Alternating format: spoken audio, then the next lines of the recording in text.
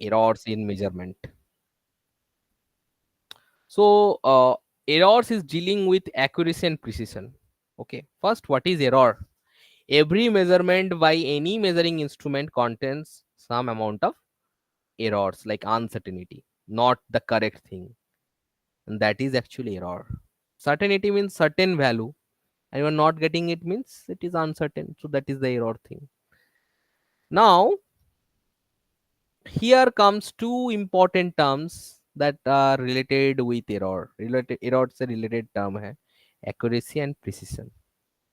So accuracy, it is the measure how of how close is measured value to the true value. True value से कितना नजदीक है उसका value जो है, दैट इज द एक्यूरेसी. कितना एक्यूरेसी है, हम लोग बोलते हैं ना ये बहुत एक्यूरेट, मतलब जो ओरिजिनल है उससे कितना नजदीक है, ऑलमोस्ट उसका सेम है, दैट इज एक्यूरेसी. 100% एक्यूरेसी मतलब जो ट्रू वैल्यू है उसका बराबर ही हो गया है, 99% उसका नजदीक गया है. Now precision, it tells us to what resolutions or limit is the quantity measured. मतलब हम लोग जो क्वांटिटी मेजर कर रहे हैं तो उसका रिजोल्यूशन कितना, मतलब उसका कितना प्रिसाइजली हम लोग उसको मेजर कर रहे हैं, या फिर क्या लिमिटेशन है उसका, मतलब और कितना लिमिट में हम लोग उसका मेजरमेंट कर रहे हैं तो कितना उसका प्रिसिशन होगा. तो प्रिसिशन का you can write down also the definition for this precision also. Precision has a definition like uh, precision is how close the measurement are to each other.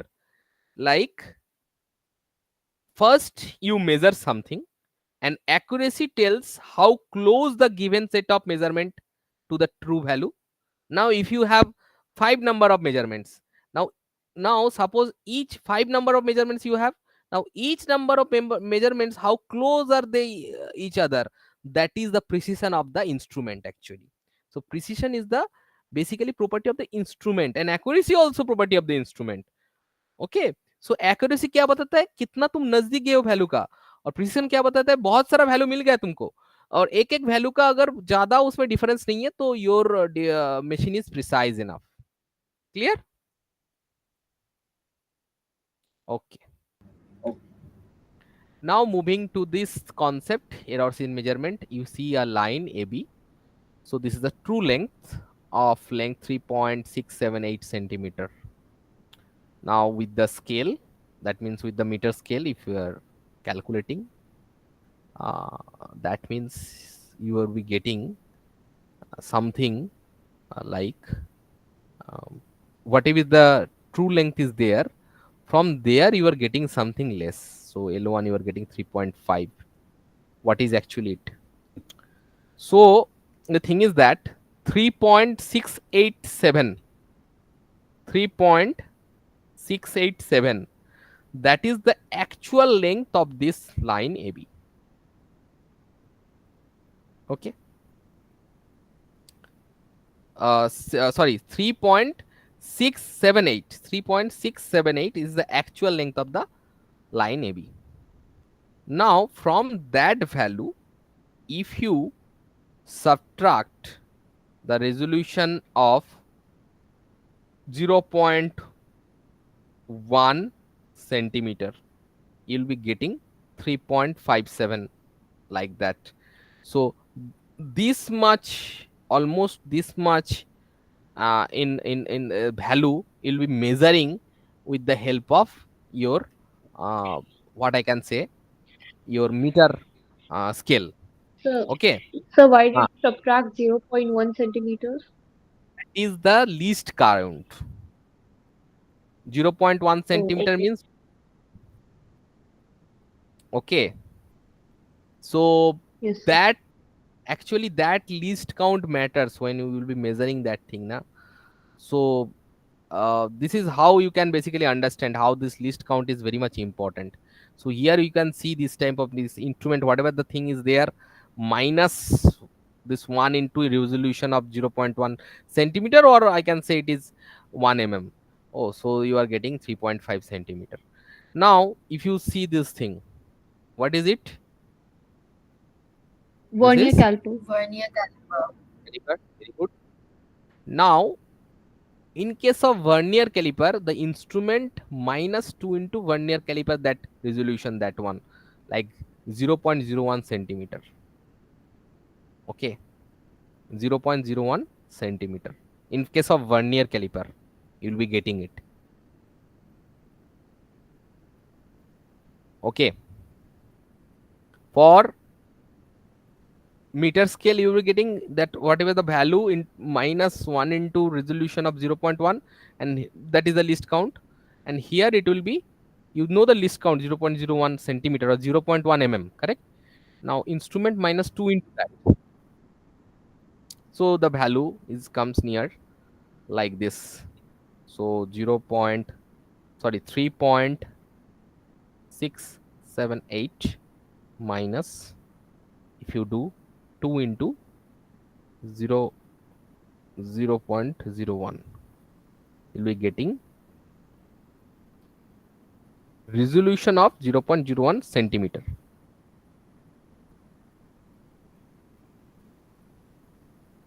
So that means what? The more precision you are getting, that value get changed. Same distance, same distance. Now what? This less precise but more accurate, which one? The meter scale. Okay, but less accurate but more precise. More precise means what? Suppose I am telling you, with the help of meter scale, if you are measuring 5 measurements of the same length or something, then the precision may not be same. That means precision is may not be that much, because एक बार तुमको मिल रहा है 3 point कुछ है और दूसरा बार कुछ अलग अलग, मतलब वैल्यू चेंजेस हो रहा है, प्रिसाइज ज्यादा नहीं है, लेकिन एक्यूरेसी तुमको ज्यादा मिलेगा इसमें।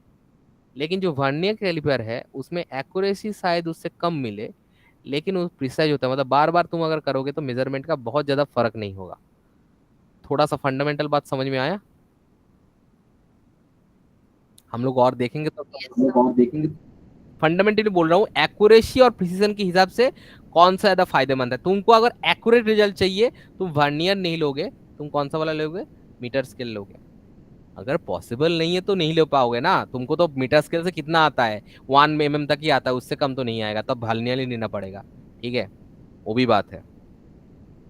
अच्छा, अभी एक्यूरेसी और इनएक्यूरेट का कॉन्सेप्ट को दिखा रहा है ना, जो तुम्हारा बुल साई होता है ना, ये वाला, तो उसका ही वो कॉन्सेप्ट है।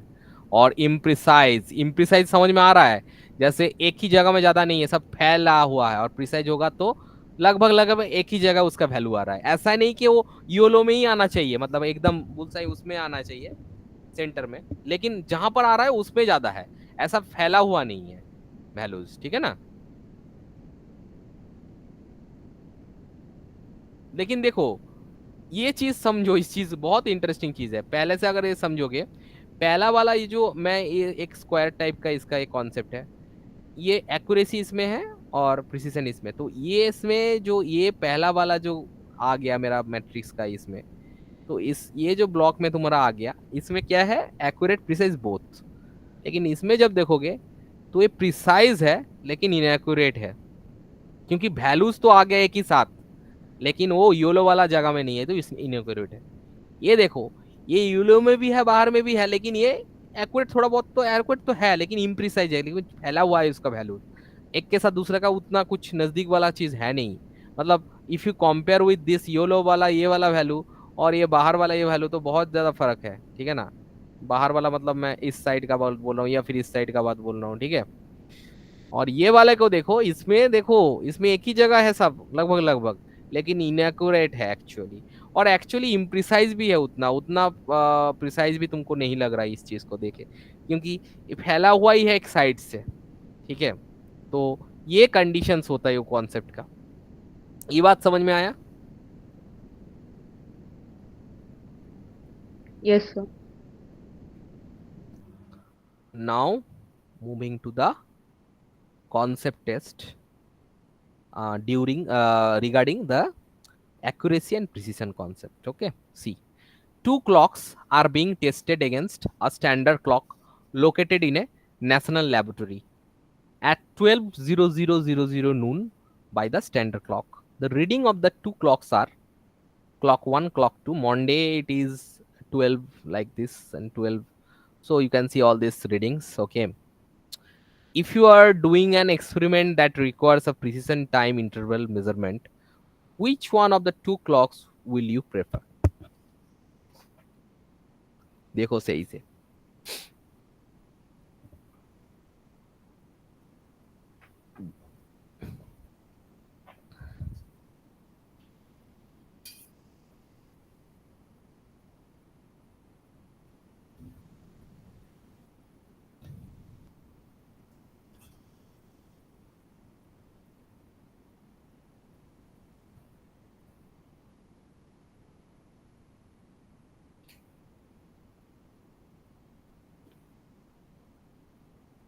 बताओ, आंसर तो दो, किसको देखोगे? So clock 1. तुम्हें अगर प्रिसाइज चाहिए, कैसे देखा? नजदीक वाला वैल्यू देख रहे हो ना? Yes, sir.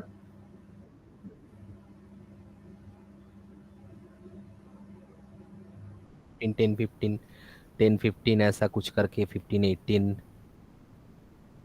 तो अगर देखोगे कि ये जो मंडे ट्यूसडे और ये इसमें वेडनेसडे और थर्सडे का तुम देखो, कौन सा वाला, वेडनेसडे और थर्सडे, हाँ 11:59 और ये वाला, तो वेरिएशन इसमें कितना हो रहा है?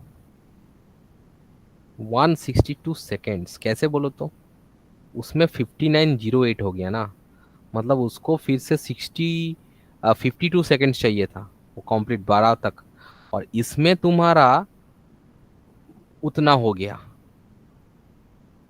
इसमें तुम्हारा 52 और इसमें कितना 1250, दैट मीन्स इसमें भी तुम्हारा तो हो गया बहुत, मतलब एक और इसमें 50, तो 162। सो दैट इज द वेरिएशन।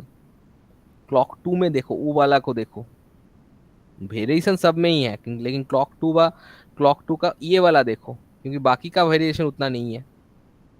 तुम पहला क्लॉक को क्यों बोल रहे थे बताओ? So वो 12 noon के close था इसीलिए. तो ये भी तो 10-15 के आसपास ही है, तुम क्या देख रहे हो? ओ क्लो, अच्छा अच्छा, तुम इस कॉन्सेप्ट से कर रहे हो कि at noon the standard clock the reading of the two clocks, correct, testing the Yes, standard sir. Clock. हाँ, इस हिसाब से तुम कर रहे हो। अच्छा, if you are doing an experiment that requires a precision time interval measurement, precision time interval measurement, ये वाला समझो। प्रिसिशन टाइम इंटरवल मेजरमेंट कहाँ से तो सर ये थॉट। ऊपर वाले स्टेटमेंट का फिर क्या मतलब है? उसमें लिखा है at 12 noon. हाँ, ये भी तो एक चीज है ऊपर वाला, उसमें हमें बताया गया है कि एट 12 नून का ही कॉन्सेप्ट दिया गया है, ठीक है। लेकिन तुम फिर भी अगर टाइम इंटरवल का सोचोगे, अच्छा, टाइम इंटरवल में 31, बाकी का कितना है थोड़ा सा एक बार देखो। बाकी वन मतलब मेरे जितना लग रहा है 31 सेकेंड वो बता रहा था, वो थोड़ा सा उसमें एक ये था, ऑडियंस में तो 162 सेकेंड आ ही गया है, बहुत ज़्यादा डिफरेंस आ गया। लेकिन ये छोड़ के बाकी का तो कुछ ज़्यादा हमारे पास ये नहीं आया, बाकी का नहीं आया। तो हम लोग एक सोच सकते हैं ना, देखो, मतलब हमको क्या बोल रहा है आ, कि कौन सा वाला क्लॉक ज़्यादा एक्यूरेट लेस प्रिसाइज है, बताओ?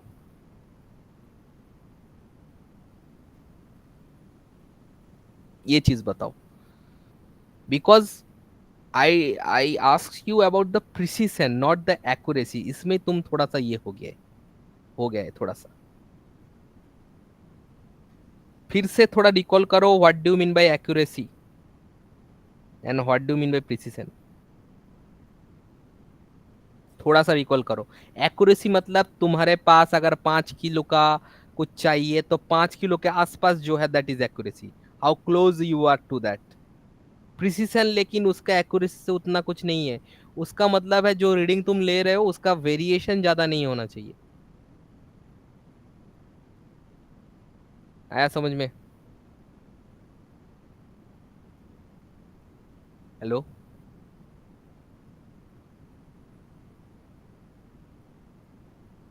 Hello?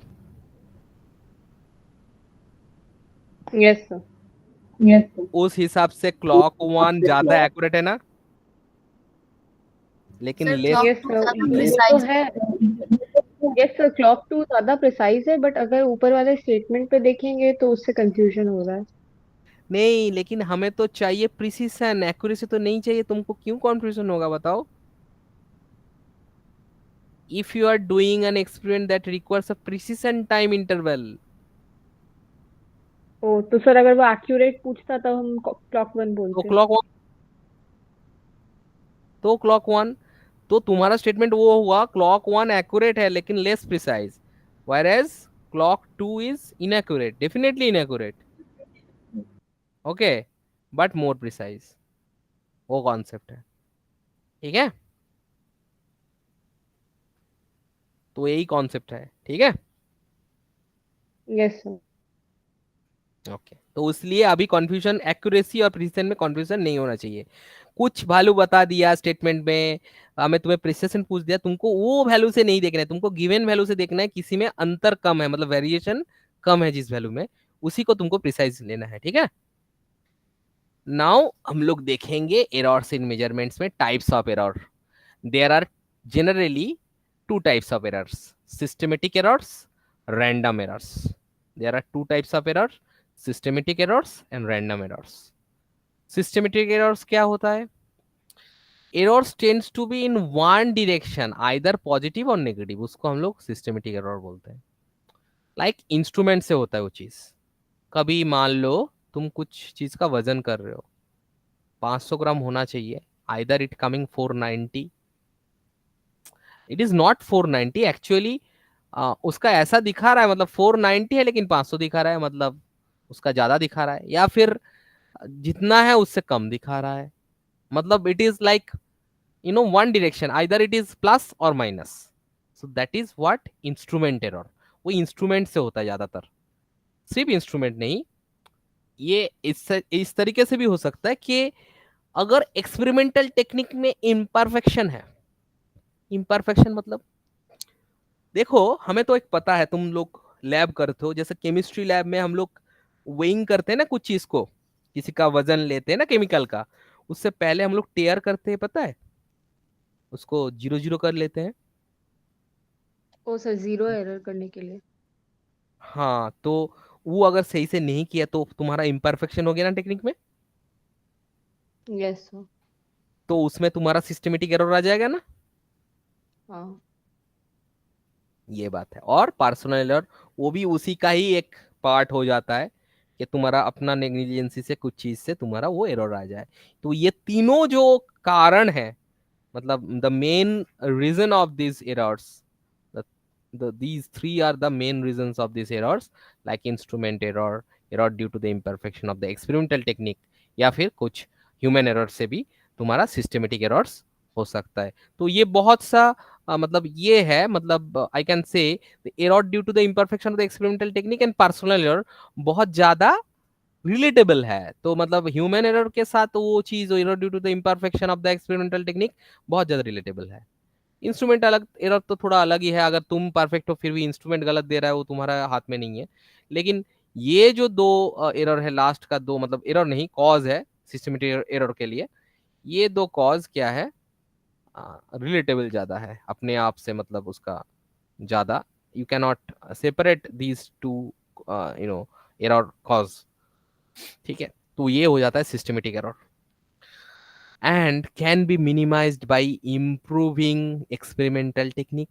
You can improve the experimental technique, you can do whatever the possible way to avoid this type of error. You can be very much cautious about when doing the experiment, थोड़ा सा अपना पूरा एकदम ध्यान उसमें देकर कर सकते हो। इंस्ट्रूमेंट सिलेक्ट करो बेटर सा। इंस्ट्रूमेंट अगर बहुत अच्छे तरीके से, बहुत मतलब उसका प्राइस ज्यादा है, उस टाइप का हाई एंड वाला इंस्ट्रूमेंट है, उससे भी ये एरर नहीं हो सकता है, मतलब उसमें एरर कम होगा इस सब का, इंस्ट्रूमेंटल एरर का। फिर होता है रैंडम एरर। रैंडम एरर में क्या होता है? Random error with respect to sign and size सब लेके, due to the random and unpredictable fluctuation in experimental condition. Pendulum का टाइम पीरियड कैलकुलेट करना। मान लो जो वॉच देख रहा था, स्टॉप वॉच या फिर कुछ चीज, गलत टाइम में उसका कुछ एक हुआ, या फिर जो पेंडुलम ऐसा करके जो स्विंग कर रहा था, उसमें कुछ अचानक से कुछ हवा का झोंका कहाँ से आ गया। ठीक है ना, हम तो ऐसे तो बिना एटमोस्फेयर वाला कंडीशन में नहीं कर सकते ना, वो थोड़ा सा ज्यादा ही आर्टिफिशियल हो जाता है। तो उस कारण पेंडुलम का जैसा फ्लैक्चुएशन होना था वो नहीं हुआ, जैसा हिल रहा था, जैसे वो स्विंग कर रहा था वैसा नहीं करेगा, थोड़ा सा इधर उधर हो गया, तो उसके लिए अनप्रेडिक्टेबल फ्लैक्चुएशन आ जाता है। तो पेंडुलम का टाइम पीरियड तुमको सही से नहीं मिलेगा उस हिसाब से, तो वो एक रैंडम एरर होता है। एंड उसको कैसे हम लोग मिनिमाइज करें? तुम रिपीटेडली लो, एक बार लिया वैसा हुआ, फिर से लो, चार पांच छह। इसलिए हमको क्या चाहिए, तुमको तो क्या होता है लैब मैनुअल में हम लोग क्या लिखते हैं, एटलीस्ट 4 to 5 करते हैं ना रिपीटेशन। Yes sir. हमेशा यस साइंस एक्सपेरिमेंट है, हमको वैसे करना पड़ेगा। सो रैंडम एरर को एलिमिनेट करने के लिए हमको रिपीटेड रीडिंग लेना पड़ेगा। Now list count. Least count is the smallest value which can be measured by the instrument that you know. ये छोटा सा ही जो एक इंस्ट्रूमेंट्स का सबसे छोटा सा measuring capability, that is list count. जैसे एक मीटर रूल हो गया, जो स्टील रूल हम लोग बोलते हैं, या फिर कुछ मीटर स्केल जो बोलते हैं, उसमें 1 mm का लिस्ट काउंट होता है, 0.1 सेंटीमीटर का। तो 1 सेंटीमीटर का ऐसा अगर मेजरमेंट है, उसका लिस्ट काउंट ऐसा है। और मान लो इससे तुम अगर मेजर करोगे, ये है मेरा 2.6 यहाँ से देखने को मिल रहा है, और इधर से 2.7 ऐसा कुछ लग रहा है, तो ये जो डिस्टेंस का गैप है, this is the list count actually. तो ये दोनों के बीच जो गैप है, that is the list count. 2.6 and 2.7 के बीच 0.1 सेंटीमीटर का जो गैप है, that is your 1 mm। So in the measurement of the object, it is shown between two division lines. So then the observer needs to take the approximation for the measurement। मतलब तुम measurement कर रहे थे, ये condition आता है, तुम एक नेचुरल कंडीशन में देखो, जब तुम देख रहे हो ना कि ये 2.6 में है, ना कि 2.7 में है ना, ऐसा आता है ना कंडीशंस, तो तुमको उसमें यस सर। अप्रोक्सीमेशन लेना पड़ता है। सो लिस्ट काउंट एरर भी होता है उसमें, जब हम लोग ये सब से काम करते हैं, मतलब when measurement falls between two division, then the errors due to the approximate measurement made by the observer. उसमें क्या प्रॉब्लम होता है पता है, हम लोग क्या कर लेते हैं, हम लोग सही से तो कर नहीं पाते उसको एग्जैक्टली exactly, कि एकदम आधा मिडिल में है, आधा में तो कोई प्रॉब्लम नहीं है, थोड़ा सा 2.7 की तरफ हो गया, तो कैसे मानेंगे उसको, तो उतना जल्दी ऑब्जर्वर कैसे करेगा। तो प्रिसाइज तो हम लोग उतना, मतलब एक्यूरेट उतना नहीं कर पाएंगे उस चीज को। प्रिसाइज तो कर लेंगे लेकिन एक्यूरेट तो नहीं कर पाएंगे। ठीक है, मतलब उस टाइप का अगर कंडीशन आ जाए, तो इसी के चलते, मतलब ऐसा आ गया, दो का बीच आ गया, इसी के चलते जो एरर हो जाएगा, that will be list count error. Now calculation of errors. दो हम देखेंगे एब्सोल्यूट एरर क्या होता है, मेजरमेंट ऑफ एरर्स करेंगे तो absolute error, the magnitude of the difference between the individual measurement and the true value of the quantity. The magnitude of the difference between the individual measurement and true value of the quantity। तुम जो major कर रहे हो quantity का, जो तुम individual major, मान लो जी का वैल्यू, ग्रेविटेशनल एक्सेलरेशन 9.81, और तुम्हारा वैल्यू आ रहा है 10 पॉइंट कुछ, तो 9, ये जो डिफरेंस है दोनों के बीच, this is the absolute error of the measurement. So value obtain in the several measurements are A1 A2 A3 AN। मान लो बहुत सारा 5 एक्सपेरिमेंट कर लिया, या फिर n नंबर ऑफ एक्सपेरिमेंट कर दिया, तो इतना उसका वैल्यू आ गया, तो उसका मीन निकालना है पहले। कैसे? A1 A2 A2 सब करो, फिर divided by number of times कितना किया। फिर तुमको क्या चाहिए, डेल्टा ए वन निकालना है, जो कि ये होगा हर एक वैल्यू के लिए। देखो ए वन के लिए डेल्टा ए वन क्या होगा, ए वन माइनस जो मीन ऑफ ए, फिर डेल्टा ए टू क्या होगा, ए टू से ए मीन को माइनस करो डेल्टा ए टू, ऐसा करके चलता रहेगा up to delta A n, that is a n minus a mean. फिर हमको क्या करना है, जो डेल्टा ए एन का मीन हमको निकालना है, that is nothing but delta a one plus delta a two plus delta A three. अलग अलग से ऐसे उसका मॉड ही लेंगे, नेगेटिव नहीं लेंगे, ये चीज याद रखना है। वैल्यू अगर नेगेटिव आ जाए पॉजिटिव ही लेना है, उसका मॉड्यूलस ही लेना है, डिवाइडेड बाई एन। तो हम अगर देखेंगे जो ए है, a mean plus minus delta of a mean, तो डेल्टा ए मीन अलग है। डेल्टा ए मीन मतलब वो चीज़ ऐसा नहीं है, ए मीन और डेल्टा ए मीन अलग है। ये डेल्टा ए मीन हम लोग ऐसे करके निकालते हैं, और ये मीन जो होता है वो ऐसा है, ठीक है। नाउ तो एब्सोल्यूट, तो ये जो मेरा एरर, ये absolute error a is equal to, तो हमारा a mean plus minus delta a mean, ठीक है। तो एक हम लोग देखेंगे, एग्जांपल देखेंगे तो पता चल जाएगा। Okay, so now moving to the relative error. वो एब्सोल्यूट एरर हो गया, अब relative error. So the relative error is the ratio of the mean absolute error, mean absolute error delta a min, ये वाला किया था डेल्टा एमिन, डेल्टा एमिन के साथ mean absolute error delta a min to the mean value of a min. That means जो a min था, तो delta amine और एमिन का जो रेशियो होगा that is the relative error, उसको हम लोग रिलेटिव एरर बोलेंगे। So delta a min by a min. And percentage error क्या होता है, वो परसेंटेज के हिसाब से होता है। Relative error is express in percentage. तो मतलब ये जो मेरा रिलेटिव एरर था डेल्टा एमिन बाई एमिन, उसको अगर परसेंटेज में अगर हम लोग रिप्रेजेंट करें, इसको हम लोग बोलेंगे ऐसा करके, ऐसा इस टाइप का करके इसको। ये भी एक्चुअली एक इसका साइन होता है, डेल का साइन ही होता है, मतलब डेल्टा टाइप का ही साइन होता है वो, ठीक है। तो percentage error is equal to delta a min by a min into 100%, like that, into 100. Now we'll see a question, okay, that is related to this. So we measure the period of oscillation, see pendulum का मैं जो बता रहा था, oscillation of simple pendulum in successive measurement, the reading turns out to be 2.60 second, 2.56 second, 2.42 second, 2.71 second and 2.80 seconds. So these are the reading that we are getting. Okay, calculate the absolute errors, relative error and percentage error in this case. How to get it? मैं भी 2 minute का थोड़ा सा तुमको सोचने के लिए दे रहा हूं, फिर बता दूंगा। थोड़ा सा हिंट्स दे दूं क्या, पता तो है कैसे निकालना है चीज। नहीं सर, एक सेकंड ट्राई कर रहे हैं। करो। और ये जो टाइम है ना, इसको T1 T2 ऐसा करके लिखो इस सबका। हाँ, ट्राई करो ट्राई करो, इस टाइप का प्रॉब्लम आएगा। T1 T2 करके लिखो सब, जैसे मैं उधर A1 A2 करके लिखा था ना, ये सब T1 T2 ऐसा होगा।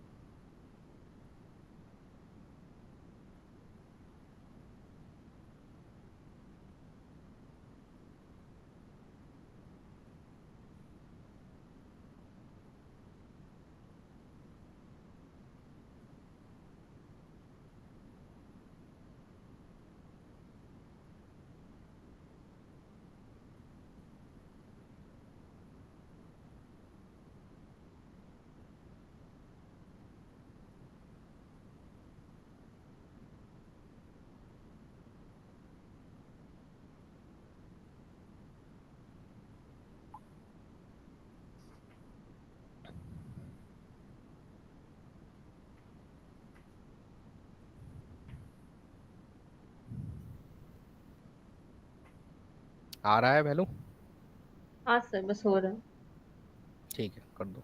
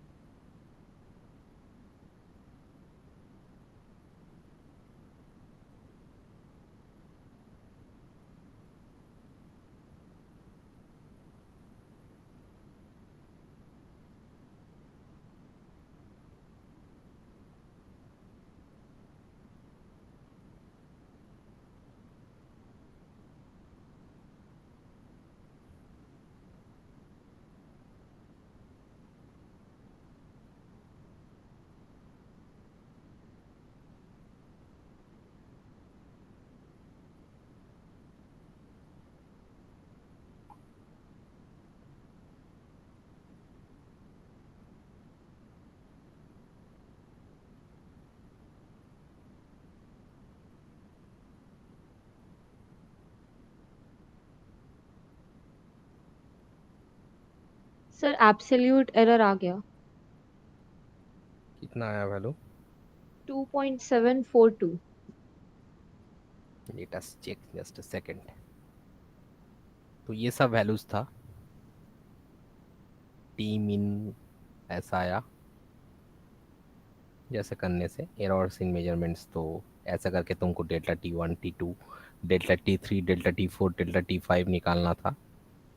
फिर एब्सोल्यूट मीन एरर भी चाहिए, क्योंकि वो अलग अलग से, जैसे delta T1 delta T2 delta T3 delta T4 delta T4 आ गया ना, T5 आ गया, तो नेगेटिव वैल्यू नहीं लेना है, सबका पॉजिटिव वैल्यू लेंगे डिवाइडेड बाई 5। वही हो जाएगा डेल्टा टी मिन। और डेल्टा टी मिन जो तुम्हारा वैल्यू आएगा 0.11 सेकेंड। फिर हमें चाहिए टी का जो एब्सोल्यूट ये है। कितना तुम्हारा वैल्यू आया बताओ? 2.742। सर मेरा आ रहा है 0.112। 0.112 मतलब वो तो T mean, delta T mean. Yes sir. तो 0.112 उसको ऐसे करके लिखना है, देखो टू, जो मेरा ये वैल्यू था, जो टी मीन था ना, कैसे करके रिप्रेजेंट करना है, टी मीन तो 2.62 आया था ना तुम्हारा। हम्म। Yes sir.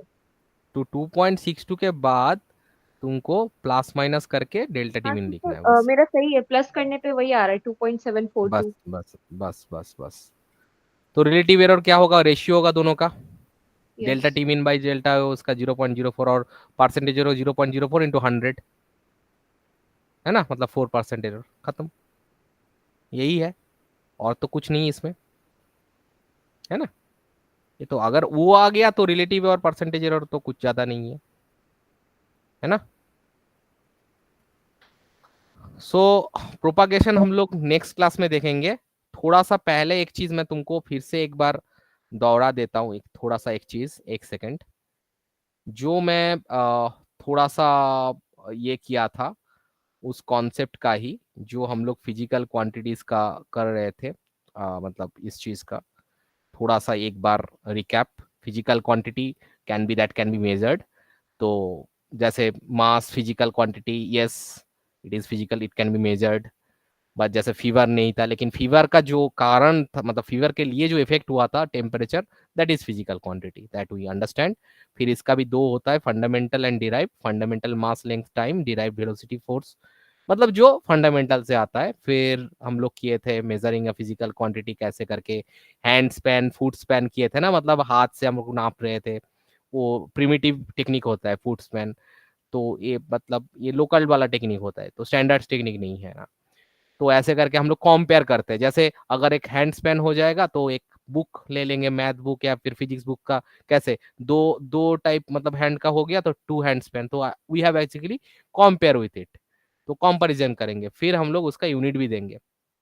इसमें जैसे एक दिखा रहा था मैं, वो एक एक करके सब ये डंबल को ऐसे शिफ्ट करके लैडर का नापेंगे लेंथ। तो 8 डंबल आ गया था, तो हमारा कुल मिला के ये लैडर का लेंथ हो गया था, it is about 8 dumbbells in long. तो एक एक डंबल का अगर वैल्यू पता चल जाएगा कितना लेंथ का है, तो टोटल आ जाएगा। फिर उसका यूनिट भी चाहिए होगा, नहीं तो हम लोग नहीं बोल पाएंगे। और हम लोग कंपैरिजन जो करते हैं तो स्टैंडर्ड से ही करेंगे, जो कि स्टैंडर्डाइज्ड है। बहुत सारा स्टैंडर्डाइज चीज से करते हैं। और फिजिकल क्वांटिटी को हम लोग बिना यूनिट का नहीं लिखेंगे, एक मैग्नीट्यूड होगा एक यूनिट होगा, मीटर मिलीमीटर जो भी है, लेंथ का जैसा है, फुट है, ये हम लोग उस करके लिखेंगे।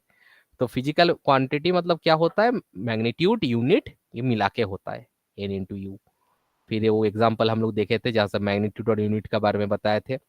फिर वो जो कॉन्सेप्ट है कि magnitude of physical quantity N1 in U1 unit and N2 in U2 unit करके हम लोग वो किए थे, physical quantity equal to N1 U1 equal to N2 U2। फिर उसका एक न्यूमेरिकल देखे थे कि find the magnitude of physical quantity length in foot, जो क्वांटिटी 28 मीटर हम लोग देखे थे ना उसको किए थे। तो 28 मीटर एंड 1 फुट का वैल्यू है 3.28 मीटर। तो हम लोग जो लेंथ था 28 metre is equal to n foot के थे, हमको पता नहीं था कितना फुट वो होगा। तो 28 है तुम्हारा N1, M जो मीटर है U1, N है और फुट है U2। तो इसको कन्वर्ट करेंगे मीटर के जगह हम लोग 3.28 इसे फुट कर देंगे बस। फिर N का वैल्यू आ जाएगा तुम्हारा 28 इंटू ऐसा करके जितना वैल्यू 91.84। तो वहां से हमारा वैल्यू आ जाता है। फिर यूनिट का भी वही है जो हमारा फिजिकल क्वांटिटी का था, फंडामेंटल एंड जो डिराइव्ड। फंडामेंटल मीटर किलोग्राम और टाइम का सेकंड है, और डिराइव्ड का जो फोर्स का होता है न्यूटन, वेलोसिटी का मीटर पर सेकंड। फिर सिस्टम यूनिट हम लोग किए थे MKS, CGS, FPS, ये सब का कॉन्सेप्ट जो होता है इसका एब्रिविएशंस वहां से पता चल जाता है। SI system, international system of unit. और 7 फंडामेंटल एंड 2 सप्लीमेंट्री। 7 फंडामेंटल का ये है length, mass, time, electric current, temperature, absolute amount of substance जो मोल होता है, लुमिनस, इंटेंसिटी, कैंडेला। फिर सप्लीमेंट्री में 2 प्लेन एंगल, सॉलिड एंगल, उसका कॉन्सेप्ट समझे थे, जो रेडियन होता है plane angle, solid angle, steradian. तो प्लेन एंगल जैसे एक 2D वाला में होता है, 2D वाला में जो सर्कल में हम लोग करते हैं उसको प्लेन एंगल बोलते हैं, जहां पर एस ये है, एस उसका जो इसका साइड में ये वाला जो कर्व्ड ये जो आर्क है वो एस है, लेंथ उसका एस है, और आर अगर रेडियस है theta is equal to s by r. और सॉलिड एंगल में I have given the example of the watermelon, where you can see कि वाटरमेलन का अगर बाहर का एक तरफ से एक गोल करके थोड़ा सा अंदर से एकदम उसका सेंटर से अगर एक चंक ले ले तो that will be nothing but A solid angle. तो वो ऐसे ही हम लोग ओमेगा से डिनोट किए थे, and that is equal to a by r square. तो a is area of that circle, जो सरफेस का सर्कल है, और आर है रेडियस, तो that is equal to omega steradian. तो ये किए थे। फिर ये लाइट ट्रैवल का कॉन्सेप्ट समझे थे थोड़ा बहुत। फिर मेजरमेंट ऑफ लेंथ का देख रहे थे हम लोग, direct method, indirect method. Direct method में हम लोग मीटर स्केल से कर सकते हैं, वर्नियर कैलिपर से कर सकते हैं, स्पेरोमीटर, स्क्रू गेज से कर सकते हैं। ये सबका accuracy basically we can check the accuracy. Now the thing is that indirect method में अगर देखेंगे तो एक्चुअली मीटर स्केल का एक्यूरेसी हम लोग बाद में देखे ना, उसमें एक्यूरेसी हमको उसमें 10⁻³ में मिल रहा था, और वर्नियर कैलिपर 10⁻⁴ में मिल रहा था, और स्फेरोमीटर में 10⁻⁵ में मिल रहा था। और इनडायरेक्ट में हम लोग जैसे लार्ज डिस्टेंस जो बाद में हम लोग देखे थे कैसे करना है पैरेलैक्स वैसे, या फिर बहुत छोटा सा डिस्टेंस, तो लार्ज डिस्टेंस वाला में पैरेलैक्स मेथड वाला जो बताया था कि बहुत दूर से अगर डिस्टेंस को देखेंगे, जैसे बहुत दूर से ये भी अगर दो दो मतलब एक लाइन का 2 पॉइंट है, तो ए से भी 2 रेज को हम लोग इधर मान सकते हैं।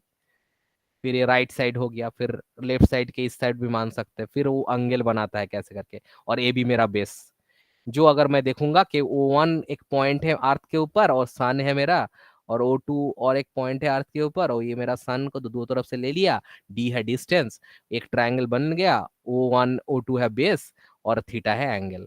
और बेस का वैल्यू अगर बी है तो b by capital d is equal to theta, parallax angle होता है वो। तो एक कॉन्सेप्ट था। और ये जो बी बाई डी का value very very less than 1, because b very very less than 1 compare to d. तो थीटा बी बाई डी होता है, तो डी वहां से डिस्टेंस होता है बी बाई थीटा।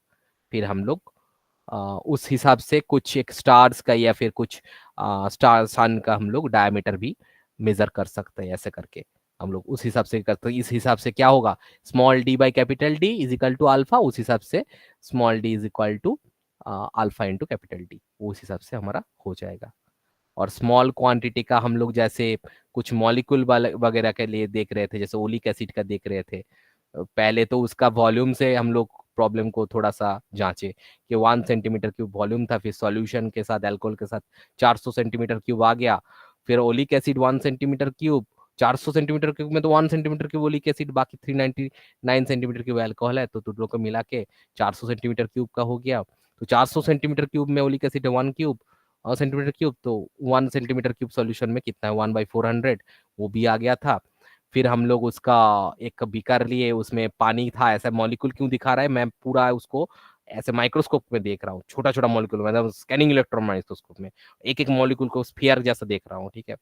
फिर उसके ऊपर लाइकोपोडियम पाउडर दिए, फिर उसके ऊपर दूसरा कुछ केमिकल दे रहे थे, वो उस केमिकल से वो जो एक चीज दो चीज दे रहे थे, मतलब वो क्या होगा, वो ब्लू वाला जो डॉट दिख रहा है वो उसको लाइकोपोडियम पाउडर वो नीचे की तरफ दे देगा, तो ऊपर सिर्फ ग्रीन डॉट हो गया, मतलब एक ही टाइप का चीज हो गया।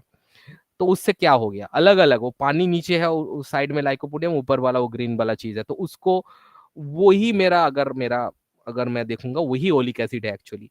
ये एक्चुअली ओलिक एसिड का मतलब ये था, अल्कोहल के साथ ओलिक एसिड का सॉल्यूशन था, ये वाला था, मतलब ग्रीन जो था ओलिक एसिड का मॉलिक्यूल है, और ब्लू जो डीप ब्लू है अल्कोहल का मॉलिक्यूल, तो अल्कोहल को लाइकोपोडियम पाउडर ने अपना एब्जॉर्ब कर लिया, तो बाकी रह गया पूरा ओलिक एसिड ही पूरा रह गया।